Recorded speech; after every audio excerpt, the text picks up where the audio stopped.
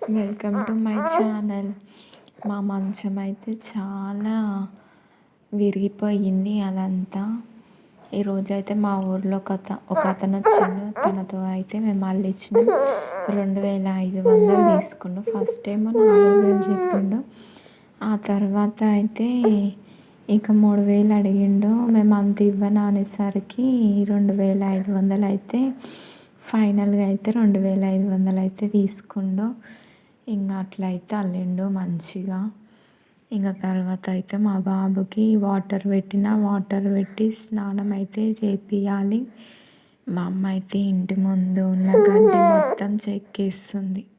ఇంటి ముందు వాకిట్లో అయితే కొద్దిగా గడ్డి అయితే మొలిచింది. అదంతా అయితే మా అమ్మ నీట్గా చెక్కేస్తుంది. మా బాబుకి స్నానం చేపి కొద్దిసేపు అయితే ఎండలో కూర్చోబెడుతున్నా. వాడిని రెడీ చేయాలి. వాడిని రెడీ చేసేలోపు మా అమ్మ అయితే పూర్తిగా బయట మొత్తం చెక్కేసింది. బాగా గడ్డి వస్తుంది మా ఆకిట్లో. అదంతా అయితే మా అమ్మ చెక్కేసిన తర్వాత నేనైతే నీట్గా మొత్తం ఊడ్చేసుకుంటూ వచ్చేసిన. మా ఇంటి ముందు అయితే ఖాళీ ప్లేస్ ఉంటుంది. ఆ ఖాళీ ప్లేస్లో అయితే బాగా గడ్డి మొలుస్తూ ఉంటుంది.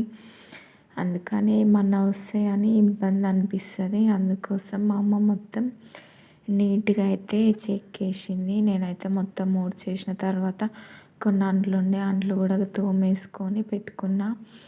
ఇంకా ఈవినింగ్ పనులు అయితే మొత్తం కంప్లీట్ చేసుకున్నాను. స్నానం ఒక్కటి చేసుకోవాలి. ఇంకా పిల్లలతో అయితే నా ఈవినింగ్ పనులు